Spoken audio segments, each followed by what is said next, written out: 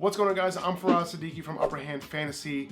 As this crazy offseason unfolds, Deshaun Watson gets traded to the Browns, gets the first long-term, fully guaranteed deal we've ever seen. Let's get into how it impacts the fantasy landscape. Let's get this straight. Deshaun Watson is an elite fantasy quarterback. He was a full-time starter for 3 years, 2018, 2019, and 2020, and he was a top 5 fantasy quarterback for each of those years. And he didn't even have DeAndre Hopkins in 2020.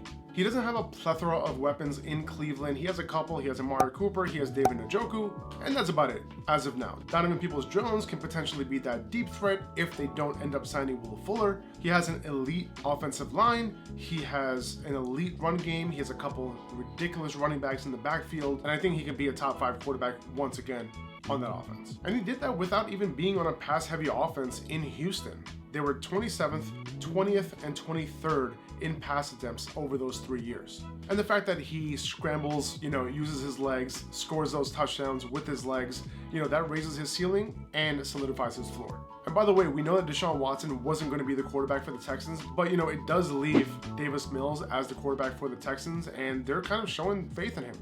And for good reason. He was pretty promising during his rookie year. Once Davis Mills got his starting job back in week 14, he was pretty impressive among the other rookie quarterbacks. First in completion percentage, first in passing yards per game, first in yards per attempt, first in big time throw percentage, which is a PFF stat, and first in NFL passer rating among rookie quarterbacks. Not bad, especially considering the fact that he didn't really have the best weapons in the world either. The Texans might have a solid replacement on their hands. Anyway, back to the Browns offense. Amari Cooper is not an elite wide receiver. He never commanded targets, at least when he had another good wide receiver that he was paired with. And we saw that when he was with Michael Gallup, when he was with Amari Cooper, when he was with CeeDee Lamb, when he was with Michael Crabtree. And as of right now in Cleveland, he doesn't really have that other wide receiver to compete for targets, which we don't really want at this point because most likely Cleveland's going to be a run-focused team. So let's hope that he can get the majority of target share. Now, Cooper isn't as good as DeAndre Hopkins was when he was in the Texans, but Hopkins was playing on an offense that ranked 27th and 20th, like I mentioned before, in pass attempts per game, but he still averaged 10 targets per game. So as long as the pass funnel goes towards Amari Cooper, we Gucci. Now, Will Fuller has been a name floating around in Cleveland for obvious reasons. Him and Deshaun Watson have an amazing rapport. Now, if he signs with Cleveland, I don't think Amari Cooper is going to be as good of a fantasy option. And if Will Fuller does not sign, I think Donovan Peoples-Jones is somebody that you kind of want to pay attention to as a potential boom-bust fantasy option. But if Cooper ends up being the obvious guy going into the season, I think he's one of the safest wide receiver 2s, and I think he's going to give you a solid weekly ceiling floor combination. Now, before we get into David Njoku, if you haven't liked the video already, please do so now.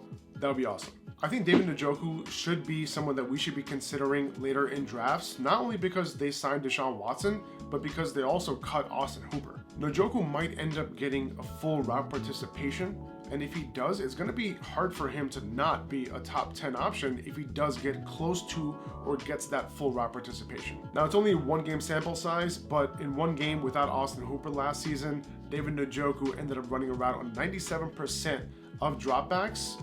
So if that continues going into this season, it's going to be very hard for him to not finish as, a mid to low end tight end 1. And to be honest, I can't see why they wouldn't use him that way. Harrison Bryant was active in that game, hardly ran any routes. I think his route participation was around 25%. And they also just tagged David Njoku, right? So I think they have plans to use him in the pass game. Now, I'm not going to elevate Nick Chubb a ton, but I do think that this offense will take a step forward. He has a solid chance of hitting 15 or more touchdowns, so that's great. That's a little bit of an upgrade for sure. Deshaun Watson will steal some of those goal line touchdowns, but I think he's going to be stealing out of a larger pie, so it's okay. Great offensive line, good offense. I think Chubb is going to be fine, but I don't want to elevate him too much because what really matters here is the fact that he's going to be sharing the load with Kareem Hunt. He's not involved in the pass game, and even if he was, Deshaun Watson is known to not throw the ball his running back's way. He wants to throw it down the field. He had some of the better options at running back in terms of receiving ability, and he chose not to use them in the past. So I wouldn't expect much in the receiving game for either of these running backs. Now let me know what you think about the Deshaun Watson trade and how it affects the fantasy landscape below. If you like these type of videos, please subscribe. I'm going to be coming out with these types of videos all year round, and I'll be back. See ya.